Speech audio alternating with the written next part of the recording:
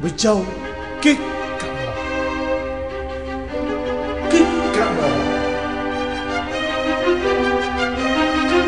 每周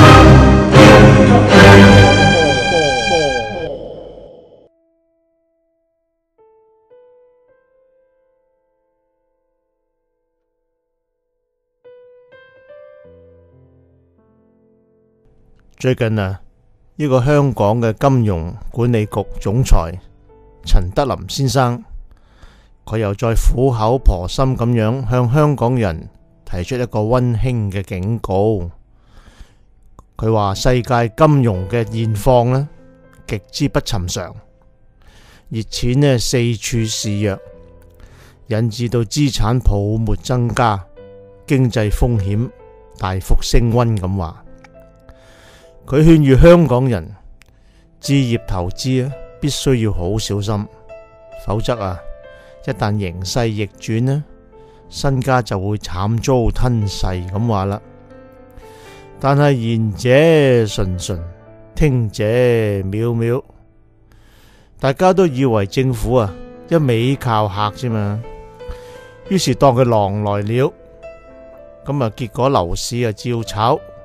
股市照升，但係有超越97年嗰種瘋狂之勢。嗱，雖然香港人滿身都係歐洲嘅名牌，但係講到買樓咯，始終都係脫離唔到中國農民嗰啲嘅封建嘅心態，總係要以為有田有地先至覺得可以光宗耀祖，不枉此生。明明知道所買嘅樓呢係發水呃秤，亦都唔理大廈公契是否對小業主係公平合理。總之呢就千辛萬苦，點都要爭購一個蝸居，人有我有，咁一生人呢營營卜卜，苦守甘為房奴，在所不計咁樣。但係睇下最近美國量化寬鬆措施逐次加推，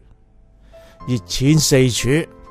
加上近年人民幣被迫持續升值，香港嘅資產變相貶值，引致樓價好似脫韁之馬咁樣狂升。但係呢啲或多或少都只不過係外圍嘅政治同埋經濟力量所造成。當美國嘅量化寬鬆措施一路演進嘅時候，恐怕其他各國為咗自保都要加息自重。當然過往幾十年香港嘅樓市見浪破浪，而且仲有近年政府賣地又屢創新高，香港人唯有繼續堅信樓市不破嘅神話，點會理會外圍經濟隨時風雲驟變呢？佢哋虔誠咁樣追捧樓市，其理可明，其情可憫。其實樓房係不動產，特別中小型嘅樓宇嘅價格始終都應該由本地嘅生產力所決定噶嘛。香港雖然背靠祖國，但係睇翻呢10幾年，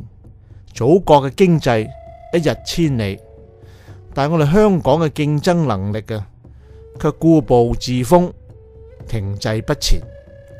加上而家通脹日漸加劇，升斗市民嘅生活成本暴升，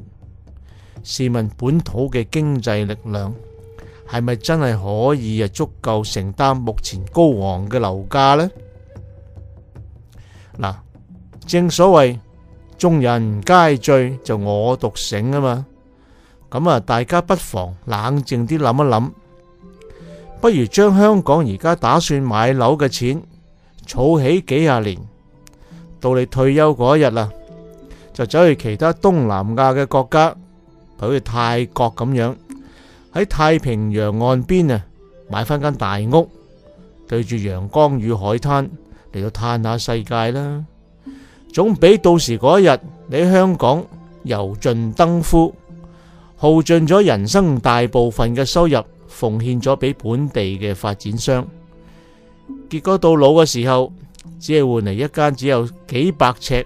又失修嘅舊樓嚟終老為妙啊！人生在世，匆匆幾十年寒暑，其實只要有瓦遮頭，活得輕鬆瀟灑，不亦快哉？善哉善哉。